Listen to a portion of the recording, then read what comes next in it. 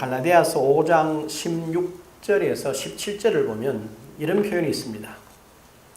내가 이르노니 너희는 성령을 따라 행하라. 그리하면 육체의 욕심을 이루지 아니하리라. 육체의 소욕은 성령을 거스르고 성령은 육체를 거스리나니 이 둘이 서로 대적하므로 너희가 원하는 것을 하지 못하게 하려 함이니라. 이렇게 기록하고 있습니다.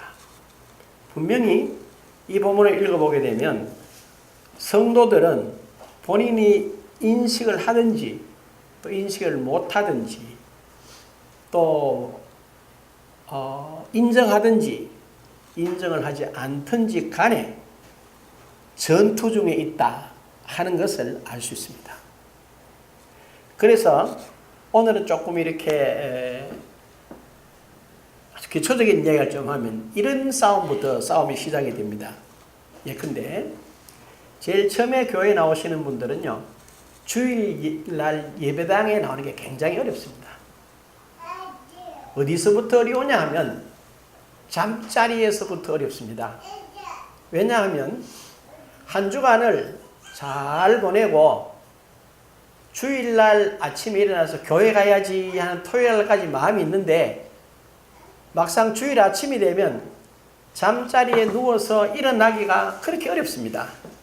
그래서 그 잠자리를 떨치고 일어나서 이렇게 준비해서 교회에 나오는 게 처음에 교회에 나오신 분들에게 굉장한 어렵다 하는 것을 아마 경험적으로 여러분들이 알게 될 것입니다. 그래서 어떻게 해요?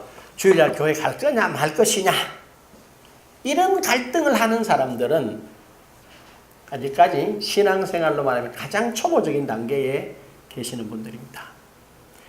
두 번째는 뭐냐 하면은 이걸 딱 넘고 나면 주일날이면 교회에 가야 되는 것을 당연시 하는데 그 사람들에게는 어떤 일들이 일어나느냐 하면요, 각종 뭐가 있어요?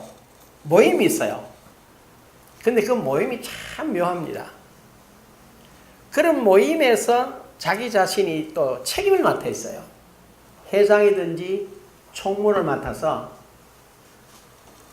날짜는 주일날인데 꼭 가야 될 것이냐 말아야 될 것이냐 이런 갈등이 딱 생기게 됩니다. 또 그리고 여러분 가까운 또 일가 친척이나 여러분들이 믿으면 뭐 일가 친척들 가운데는 많지 않겠지만은 친구들 중에서 꼭 결혼식을 주일날 하는 분들이 계세요. 그래서 이 친구가 내가 안 갈 수도 없고 갈 수도 없고 이런 묘한 갈등이 일어나게 됩니다. 이게 뭐냐 하면요, 두 번째 단계입니다. 그래서 누가 선택은 여러분이 하는 것입니다.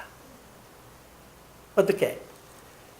내가 모임에 회장이다 총무다를 접고 아니야 내가 주일 예배는 드려야 돼 하고 떨치고 나오는 사람,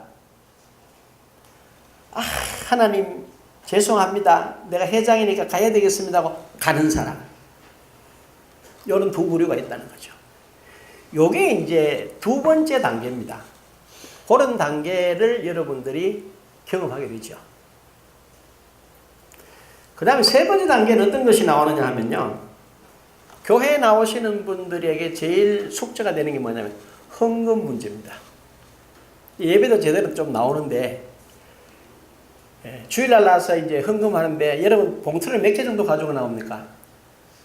저는 볼 때 우리 집 사람이 준비해서 나오는데 평균 보면 2개는 꼭 가지고 나와요. 주일 헌금 둘이 각 합쳐서 하죠. 그 다음에 감사헌금을 저는 평생 합니다. 그 다음 특별한 일이 있으면 거기 조금 더 액수를 올리든지, 그 다음 11조 합니다. 그 다음에 선교 헌금합니다. 그 다음에 우리 조 집사님이나 김현숙 집사 같이 건축 헌금을 마음에 이제 감동하는 분들이 있어요. 그리고 또한 지난번에 우리가 말했죠. 너무 덥고 또 우리 고장이 났으니까 교회에다가 에어컨을 하나 합시다. 한 130만 원 정도 드는데 하면 좋겠다 하고 해놓고 보니까 또 난방기하고 같이 겸해서 합시다. 그러니까 한 200만 원 넘는 것 같습니다. 그렇게 헌물을 위한 헌금을 하는 게 있어요. 그런데 실제로 목사인 제가 이제 여러분들이 가만히 생각해 보면 요즘은 이제 가끔 설교시 하면 헌금 이야기를 하는데요. 헌금은 참 이게 목사도 어려워요. 하라는 말 하기가 참 쉽지 않아요. 그러니까 잘하는 분들이 있어요. 왜 어려우냐면 저는 모태에서부터 교회 다녔거든요. 그래서 늘 교회에 갔다 와서 우리 엄마나 우리 아버님이나 우리 식구들이 모여서 하는 이야기를 보게 되면 헌금 이야기가 참 많이 나와요. 그래서 제가 목사 된다는 생각을 안 했는데 그런 가정이 아니고 과정에서 자라다 보니까 목사가 돼가지고도 헌금을 하라는 말이 쉽지 않더라고요. 그래서 저는 가능하면 안 하는 편입니다. 그러다 보니까 여러분은 별로 부담이 안 되는데 사실은 우리 교회가 재정적으로 잘 안 돌아갑니다. 이런 부분들이 왜냐하면 여러분들도 갈등이 있거든. 그리고 11조 생활하는 거 여러분 그거 쉽지 않거든요.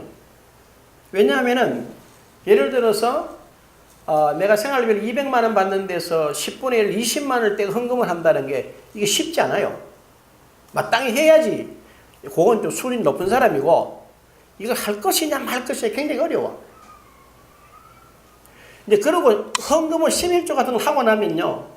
한쪽에 부담이 돼가지고 한동안 멍한 그런 상태가 돼야 돼 정상이라. 나는 안 그런데요. 그 믿음이 좋은 사람이야. 그 다음에 헌금을 놓고 또 11조를 놓고 갈등을 하게 됩니다. 하는 사람 중에. 내가 분명히 한 달에 수입이 500만 원이면 이유 없이 50만 원대가 11조를 해야 되는데 자기가 알아서 합니다. 감사 10만 원 요거 띄고 또 뭐 주일연금 얼마 띄고 내가 저 다른 데 보내는데 한 5만 원 이거 띄가지고 11조에서 자기 마음대로 띄가지고 다 하고 나서는 또 자기 나름대로 나는 30만 원 하면서도 11조 이렇게 하는 사람이 있어요. 그럴 때 그냥 마음에 갈등이 있다 이 말이야. 잘한다 못한다는 건 본인이 알아서 하는 거예요. 이와 같이 헌금이 부담이 돼요. 그 다음 단계는 어떤 갈등과 싸움이 오느냐 하면요. 그러고 나면 그 다음에 관계의 문제가 옵니다. 교회에 나오면 재미난 게 이런 겁니다. 우리 교회는 현재 그런 분들이 내가 없다고 보는데 지난번에 섬기던 교회에 보면은 나이 든 권사님들이 들어 계셨어요.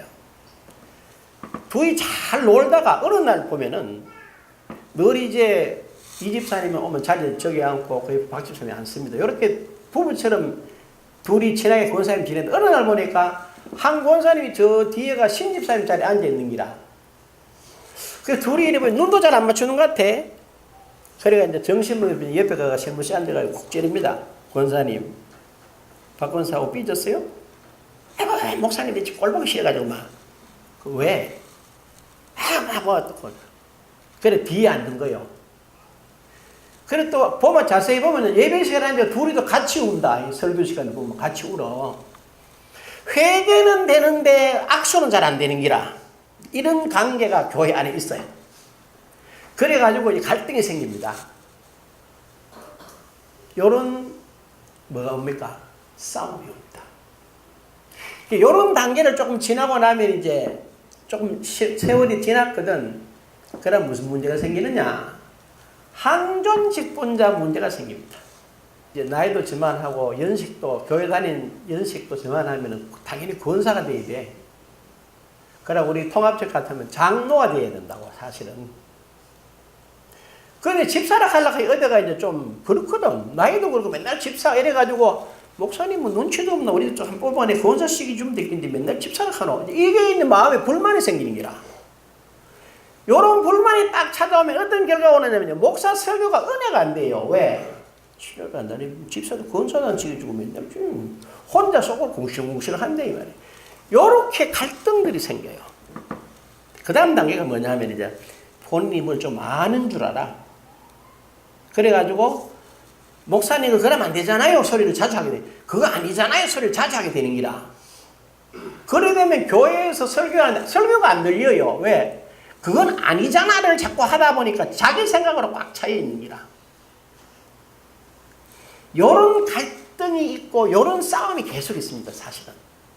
여러분들에게 실제로 이런 것들이 있어요. 제가 이런 얘기 처음 하죠.